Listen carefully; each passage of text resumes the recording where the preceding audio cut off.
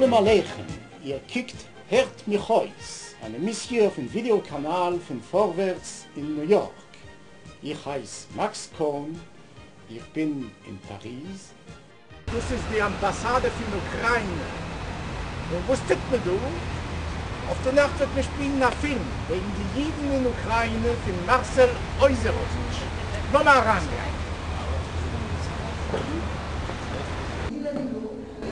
Das ist der Salon, wie Romy Schneider und Alain Delon haben gelebt. Und das ist die Ambassade für Ukraine. Man weiß nicht so viel, was passiert war den Juden in Ukraine. Bei dem ist der Film sehr interessant. Lassen wir erst hören der Realisator Marcel Euserovich. Wir sind gefahren zur Ukraine in 2008 und 2009 und wir haben gerade Kontakt mit den Leuten dort in Lwów in Kiew.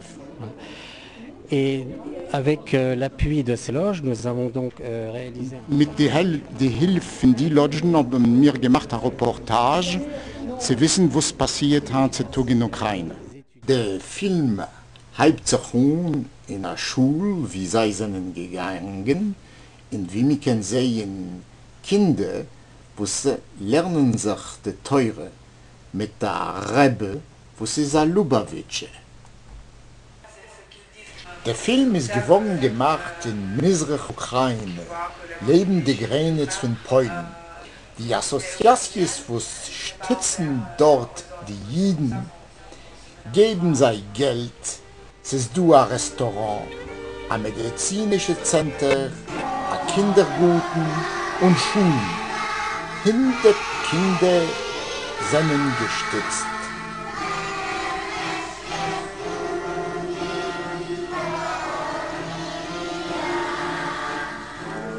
Noch ein Film halb nur zu reden. Die kulturelle Attaché von der Ambassade von Ukraine, ihr hat sich getroffen mit den Eltern. Verwusst schicken sie die Kinder in die Schule.